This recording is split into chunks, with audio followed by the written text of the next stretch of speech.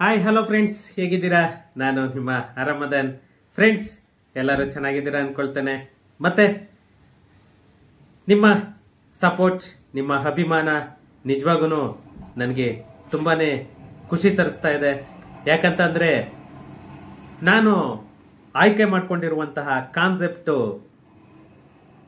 ಪಕ್ಕಾ ಅಂತ ಒಂದು ಕಾನ್ಫಿಡೆಂಟ್ ಇನ್ನೂ ಜಾಸ್ತಿ ಆಗ್ತಾ ಇದೆ ನನಗೆ. ಯಾಕಂದ್ರೆ ಜನ ಮೋಸ ಹೋಗೋರು ಇದ್ದಷ್ಟು ಮೋಸ ಮಾಡೋರು ಜಾಸ್ತಿ ಆಗ್ತಾರೆ. ಮೋಸ ಹೋಗೋರು ಇಲ್ಲ ಅಂದ್ರೆ ಮೋಸ ಮಾಡೋರು ಜಾಸ್ತಿ ಜನ ಬರಲ್ಲ. ಅದೇ ಇಲ್ಲ ಆಗ್ತಾ ಇರೋದು ನಮ್ಮ ಬೆಂಗಳೂರಲ್ಲಿ. ಫ್ರೆಂಡ್ಸ್, ಯಾವುದೇ ಒಬ್ಬ ಅಧಿಕಾರಿ ಆಗಲಿ, ಯಾವುದೇ ಒಬ್ಬ ಬಿಲ್ಡರ್ ಆಗಲಿ ಅಲ್ಲ ಅನ್ಯಾಯ ಮಾಡ್ತಾ ಇದ್ದಾನೆ ಅಂತಂದ್ರೆ ಖಂಡಿತ ನಾನಂತೂ ತಿರುಗಿ ಬಿದ್ದೇ ಬೀಳ್ತೇನೆ. ಯಾವುದೇ ಬಿಲ್ಡರ್ ಆಗಿರಲಿ, ಅವನು ಕಾನೂನು ಬಾಹಿರವಾಗಿ, ಕಾನೂನು ವಿರೋಧವಾಗಿ ಜನಗಳ ಹತ್ರ ದುಡ್ಡು ತಗೊಳ್ಳೋದಾಗ್ಲಿ ಅಥವಾ ಜನಗಳಿಗೆ ಯಾವುದೇ ಒಂದು ಜಾಗನ ಮೋಸ ಮಾಡೋದಾಗ್ಲಿ ಇದ್ದ ಅಂತಂದ್ರೆ ಖಂಡಿತ ನಾನು ನನ್ನ ಕಡೆಗೆ ವಿತ್ ಪ್ರೂಫ್ ಬಂತು ಅಂದ್ರೆ, ಡಾಕ್ಯುಮೆಂಟ್ ಸಮೇತ ಬಂತು ಅಂದ್ರೆ ನಾನು ಖಂಡಿತ ಅವ್ರು ಎಷ್ಟೇ ದೊಡ್ಡ ಬಿಲ್ಡರ್ ಆದ್ರೂ ಕೂಡ ನಾನು ತಲೆ ಕೆಡಿಸ್ಕೊಳ್ತೇನೆ.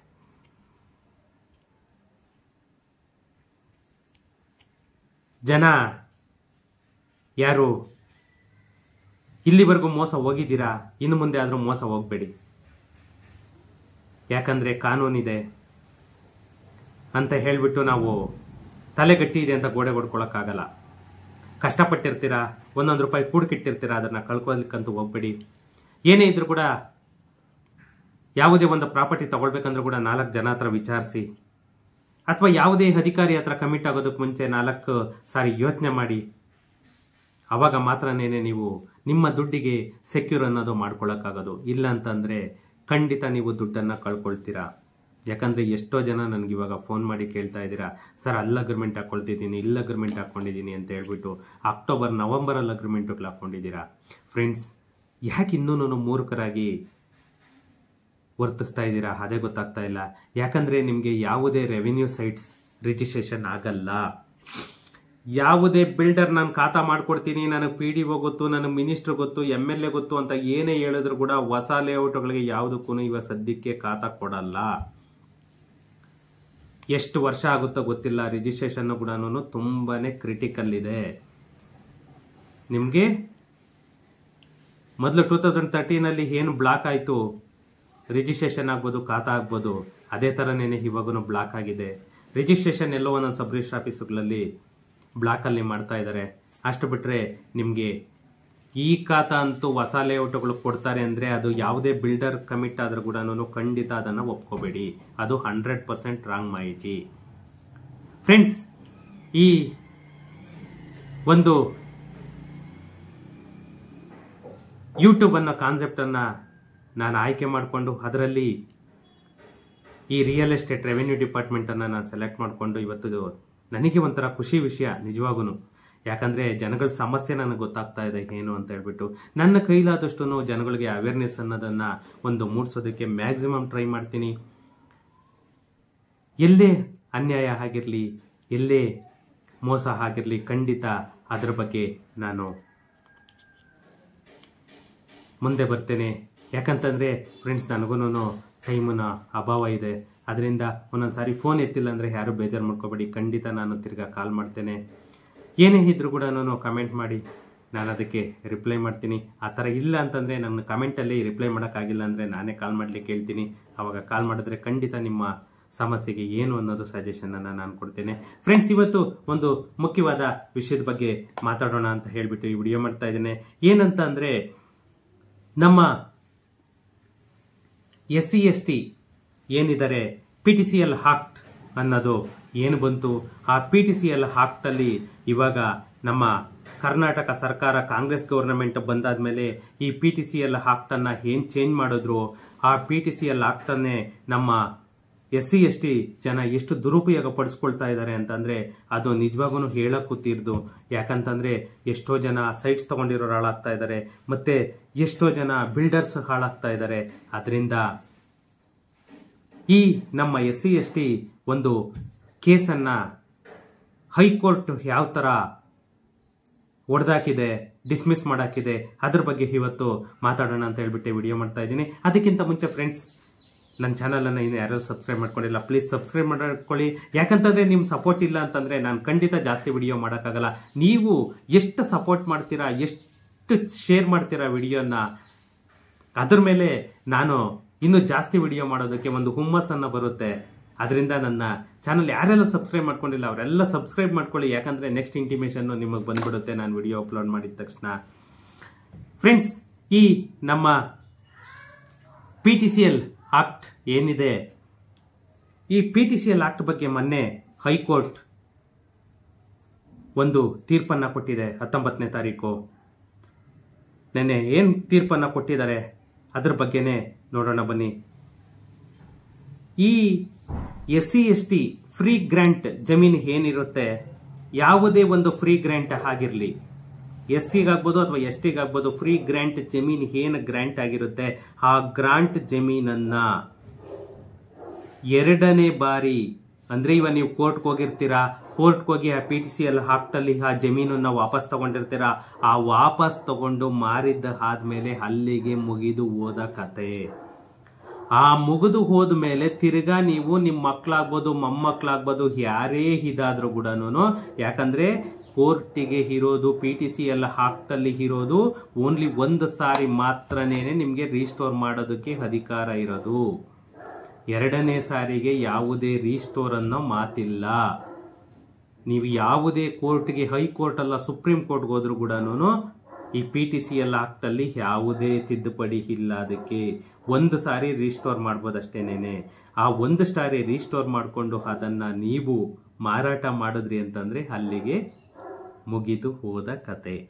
ಇದು ನಮ್ಮ PTCL ಆಕ್ಟಲ್ಲಿ. ಯಾಕಂದ್ರೆ ಎಷ್ಟೋ ಜನಕ್ಕೆ ಇದು ಗೊತ್ತಿಲ್ಲ.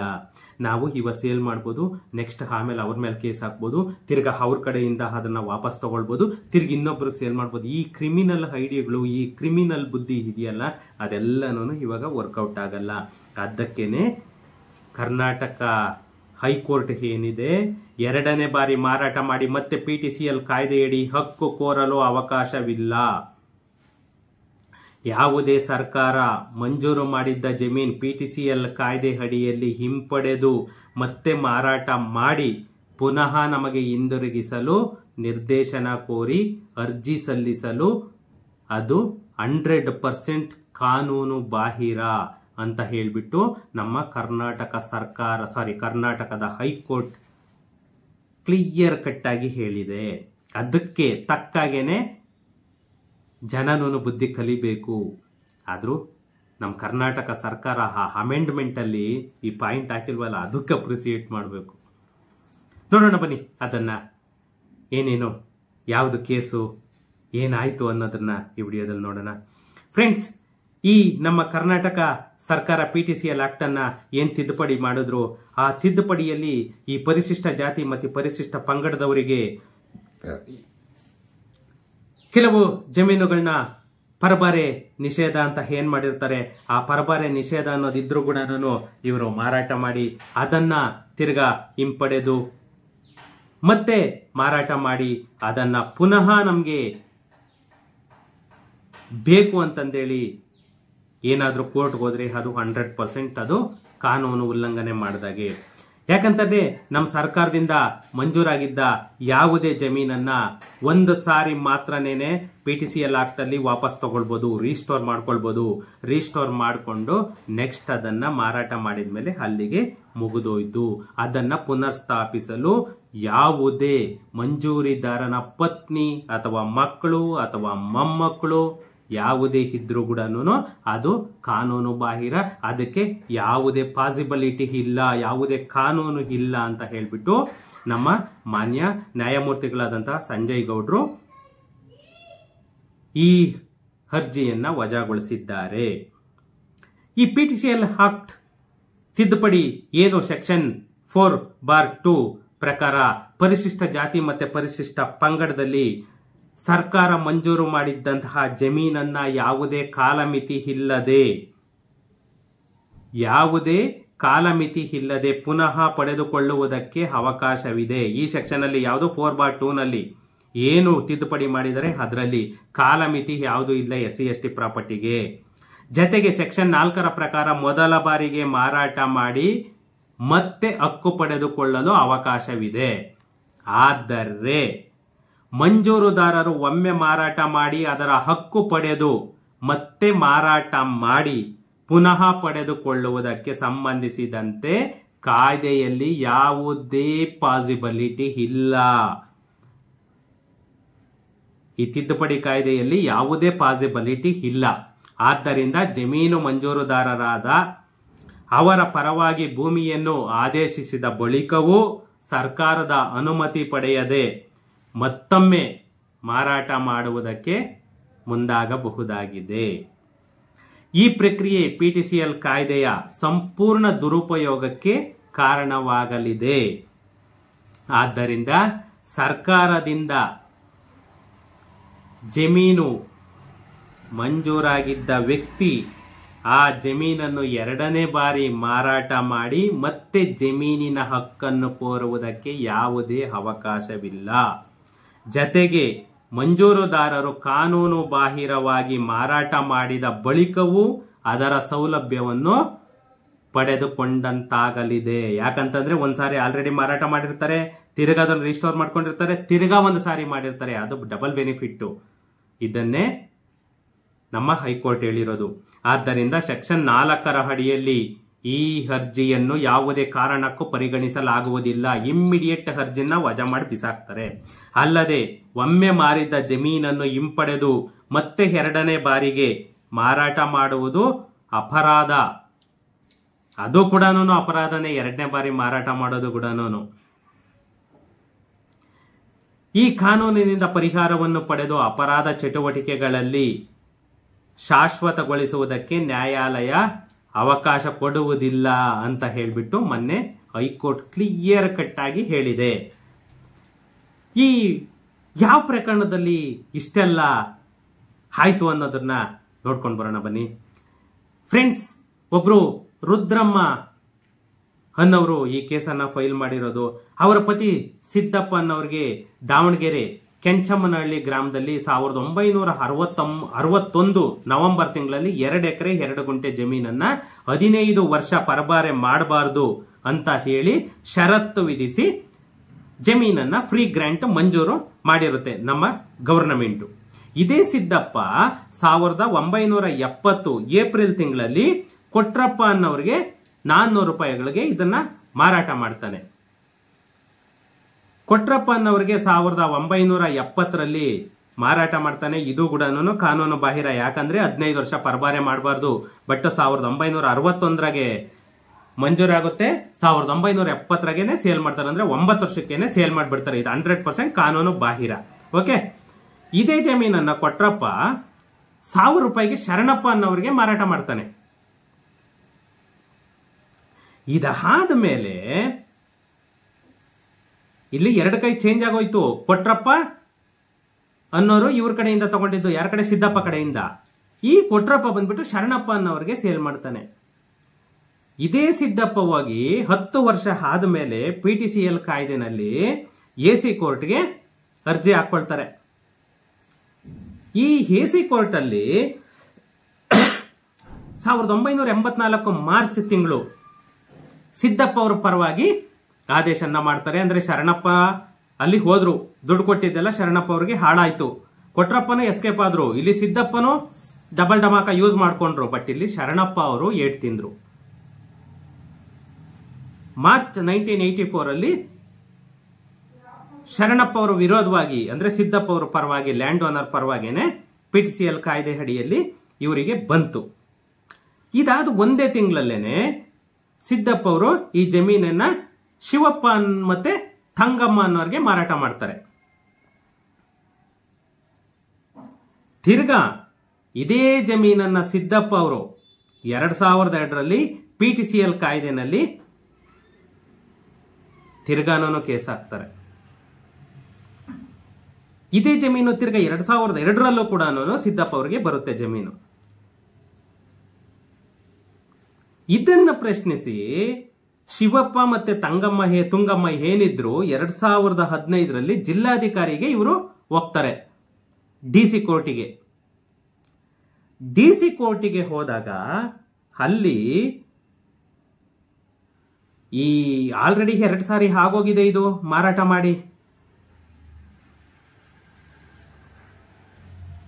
ನೋಡಿ ಇಲ್ಲಿ ಕೇಸ್ ಯಾವ ತರ ಇದೆ ಅಂತ ಹೇಳ್ಬಿಟ್ಟು, ಯಾಕಂತ ಅಂದ್ರೆ ಇವರು ಆಲ್ರೆಡಿ ಶರಣಪ್ಪ ಅನ್ನೋರಿಗೆ ಇಲ್ಲಿ ಈ ಕೇಸಲ್ಲಿ ಶರಣಪ್ಪ ಅನ್ನೋರ್ ದುಡ್ಡು ಹಾಳಾಗಿತ್ತು.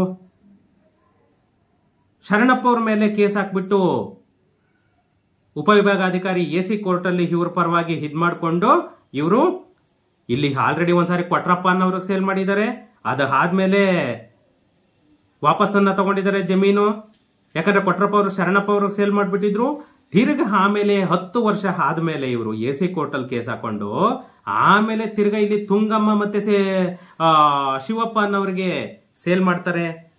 ಯಾಕಂತಂದ್ರೆ ಅಲ್ಲಿ AC ಕೋರ್ಟ್ ಅಲ್ಲಿ ಇವ್ರ ಪರವಾಗಿರುತ್ತೆ. ಯಾರ ಪರವಾಗಿ? SC ST ಪರವಾಗಿ. ಇದಾದ್ಮೇಲೆ ತಿರ್ಗಾ 2002ರಲ್ಲಿ ತಿರ್ಗಾನೂ PTCL ಕಾಯ್ದೆನಾಗೆ ತಿರ್ಗಾ ಹೋಗಿ ತಿರ್ಗಾನೂ ಇವ್ರ ಪರವಾಗಿ ಇದ್ ಮಾಡ್ಕೊಳ್ತಾರೆ. ಇದನ್ನ ಪ್ರಶ್ನಿಸಿ 2015ರಲ್ಲಿ ಏನು 1984 ಅಲ್ಲಿ ತಗೊಂಡಿದ್ರು ಈ ತುಂಗಮ್ಮ ಮತ್ತೆ ಶಿವಪ್ಪ, ಅವರು ಬಂದ್ಬಿಟ್ಟು 2015ರಲ್ಲಿ ಜಿಲ್ಲಾಧಿಕಾರಿ ಕೋರ್ಟ್ಗೆ ಹೋಗ್ತಾರೆ, DC ಕೋರ್ಟ್ಗೆ.